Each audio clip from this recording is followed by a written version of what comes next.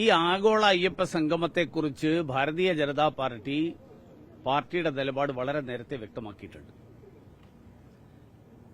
ആഗോള അയ്യപ്പ സംഗമം ശബരിമല വികസനത്തെക്കുറിച്ച് ചർച്ച ചെയ്യാൻ വേണ്ടിയാണെന്നാണ് പറയുന്നത്. ശബരിമല വികസനം എങ്ങനെ വേണം എന്നുള്ളതിനെ സംബന്ധിച്ച് കേരളത്തിൽ എത്രയോ ദശാബ്ദങ്ങളായിട്ട് നിലനിൽക്കുന്ന ഒരു മാസ്റ്റർ പ്ലാൻ ഉണ്ട്. ശബരിമല ദേവസ്വം ബോർഡിന് റോളുണ്ട്, സർക്കാരിന് റോളുണ്ട്, കോടതിക്കടക്കം റോളുണ്ട്. അവരെല്ലാവരും അംഗീകരിച്ചിട്ടുള്ള ഒരു മാസ്റ്റർ പ്ലാൻ ഉണ്ട്. ആ മാസ്റ്റർ പ്ലാൻ ഇതുവരെ ഒന്നും നടപ്പിലാക്കിയിട്ടില്ല. ഇപ്പോൾ ഞാൻ ഇന്നത്തെ ഒരു പത്രത്തിൽ വായിച്ചത്, പമ്പയിൽ 3 പന്തലൊരുക്കുന്നു, 1,85,00,000 രൂപ ചെലവഴിച്ചുകൊണ്ട്. 1,85,00,000.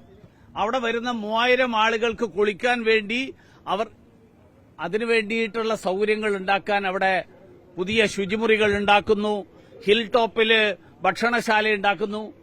എനിക്ക് ഓർമ്മയുണ്ട് 2019-18 അയ്യപ്പന്മാര് വിരിവെക്കാതിരിക്കാൻ വേണ്ടിയിട്ട് നിലത്ത് വെള്ളമൊഴിച്ച പാർട്ടികൾ, ആ ആളുകളാണിപ്പോ ലോകമെമ്പാടും നിന്നും ആളുകളെ വിളിച്ചുകൂട്ടിയിട്ട് 2 കോടി രൂപ ചെലവഴിച്ചിട്ട് ശീതീകരിച്ച പന്തൽ, ഒരു എക്സ്ട്രാ ടോയ്ലറ്റ് പോലും കഴിഞ്ഞ 10 കൊല്ലത്തിനിടയിൽ പണിയാത്ത ആളുകള് ശീതീകരിച്ച പന്തലിൽ രാജ്യം മുഴുവനുള്ള ലോകം മുഴുവനായിട്ട് 3000 ആളുകളെ വിളിച്ചുകൂട്ടിയിട്ട് എന്ത് വികസനം ചർച്ച ചെയ്യാനാ പോകുന്നത്? ഇത് ധൂർത്തല്ലേ? ഈ നാട്ടിലെ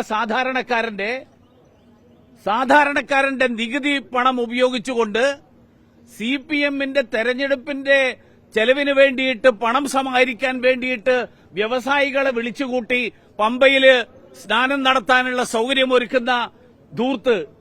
ദേവസ്വം ബോർഡിന്റെ കാണിക്കയിടുന്നത്, വഞ്ചിയിൽ കാണിക്കയിടുന്നത്, ഭക്തന്മാർ കാണിക്കയിടുന്നത്, അത് ഉപയോഗിക്കേണ്ടത് സാധാരണ ഭക്തന്മാർക്ക് സൗകര്യം ഉണ്ടാക്കാനാണ്. അതല്ലാതെ 2 കോടി ചെലവഴിച്ച് പന്തലുണ്ടാക്കാനല്ല. അതുകൊണ്ട് ഇതുപോലെയുള്ള തട്ടിപ്പുകൾ, ആ തട്ടിപ്പുകളുമായിട്ട് ഇറങ്ങിയാൽ കേരളത്തിലെ വിശ്വാസി സമൂഹം പ്രതികരിക്കും. അതുമാത്രമല്ല, ഇപ്പോ ഈ വിശ്വാസി സംഘത്തിന്റെ പുറകെ ന്യൂനപക്ഷ സംഗമം നടത്താൻ പോകുന്നു എന്നാണ് പറയുന്നത്. ആരെ കാണിക്കാനാണ് ഈ പ്രഹസനം എന്നാണ് ശ്രീമാൻ പിണറായി വിജയനോട് എനിക്ക് ചോദിക്കാനുള്ളത്.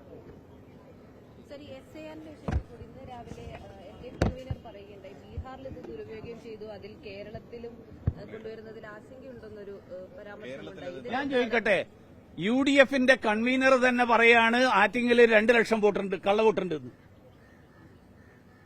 ആ 2 ലക്ഷം കള്ളവോട്ട് നിലനിർത്തണം എന്നാണ് അവരുടെ ഇന്ത്യ സഖ്യത്തിന്റെ നിലപാട്.